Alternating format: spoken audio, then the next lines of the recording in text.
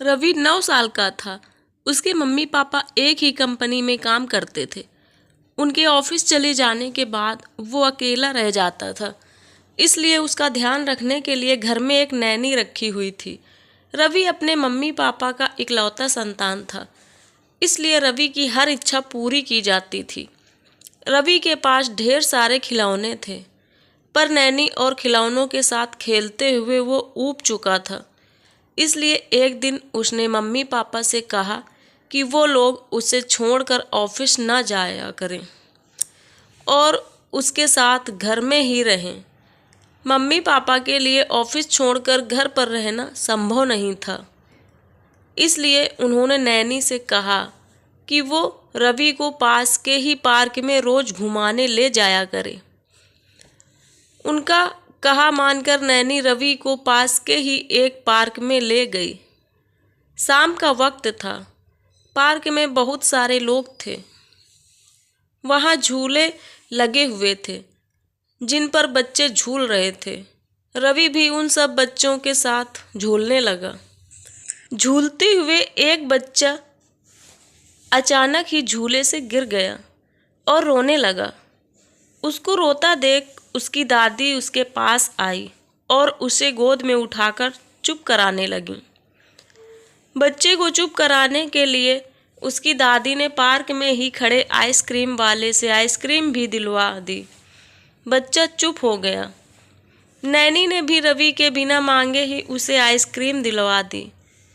रवि बहुत देर से उस बच्चे और उसकी दादी को देख रहा था। वो बच्चा फिर से रवि के बगल में आकर झूलने लगा। ये तुम्हारी नैनी है? रवि ने उस बच्चे से पूछा। नहीं, वो मेरी दादी है, मुझे बहुत प्यार करती है, उस बच्चे ने कहा और भागकर अपनी दादी के पास चला गया। दीदी, आपकी भी दादी हैं? रवि ने अपनी नैनी से पूछा।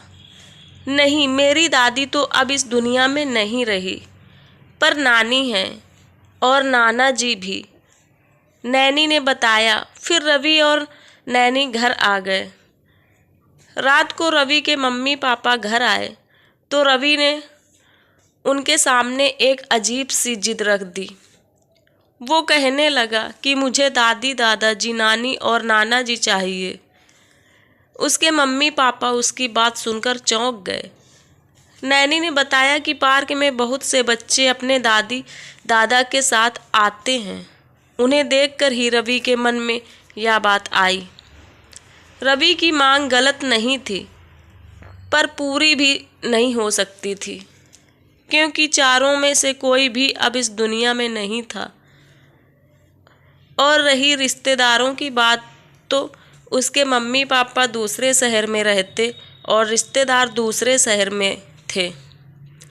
मम्मी पापा ने रवि को समझाने की बहुत कोशिश की, मगर वो नहीं समझा। उसने नैनी के साथ पार्क जाना भी बंद कर दिया और हमेशा चुप चुप और चिढ़ा हुआ रहने लगा। रवि की ऐसी हालत देखकर उसके पापा को एक उपाय सूझी। चलो आज हम दादाजी, दादी, नानी और नाना जी सबसे मिलेंगे, रवि के पापा ने कहा। रवि बहुत खुश हुआ। फिर उसके मम्मी पापा उसे एक वृद्धाश्रम ले गए। रवि को देखकर वृद्धाश्रम में मौजूद वृद्ध लोग बहुत खुश हुए। उन्हें रवि के रूप में एक पोता मिल गया था और रवि को दादा दादी। रवि सभी के साथ खूब खेलता रहा। फिर वो लोग रोज शाम को वृद्धाश्रम के लोगों से मिलने जाने लगे। तो दोस्तों, ये थी छोटी सी स्टोरी।